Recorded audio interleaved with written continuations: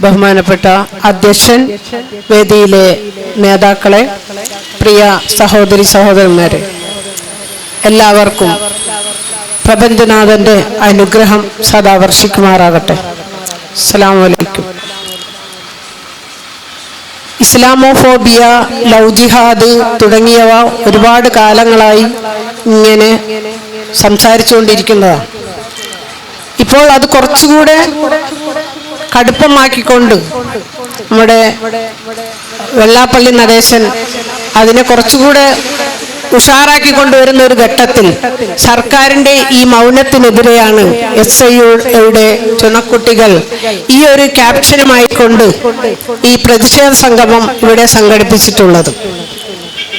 വരും തലമുറയിലേക്ക് എന്ത് സന്ദേശമാണ് കൊടുക്കേണ്ടത് എന്ന് ഞങ്ങളെ പോലുള്ളവർ ആലോചിക്കുമ്പോൾ, കാരണം ഇന്നത്തെ ലിബറലിസത്തിന്റെ കാലഘട്ടത്തിലും ടെക്നോളജിയുടെ വികസനത്തിലും കുട്ടികളുടെ പുരോഗതിയും വിദ്യാഭ്യാസ ലക്ഷ്യങ്ങളും നേടുന്നതിൽ വളരെ ആശങ്കയിലായിക്കൊണ്ടിരിക്കുന്ന മാതാപിതാക്കൾ വരും തലമുറയിലുള്ള ജനങ്ങളുടെ കേരളത്തിലെ ജീവിതം ഏതവസ്ഥയിലാകുമെന്ന് ആശങ്കിച്ചുകൊണ്ടിരിക്കുന്ന ഒരവസ്ഥയിലാണ്.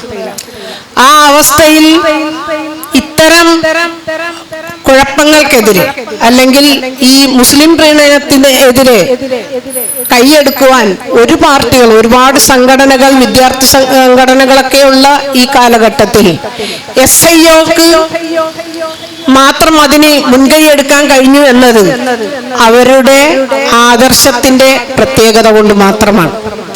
അതിൽ ആദ്യമായി തന്നെ അവരെ ഞാൻ ആശംസ അർപ്പിക്കുകയാണ്. കാരണം വളരെ ആശങ്കയുണ്ട് ഭാവി തലമുറയെക്കുറിച്ച്.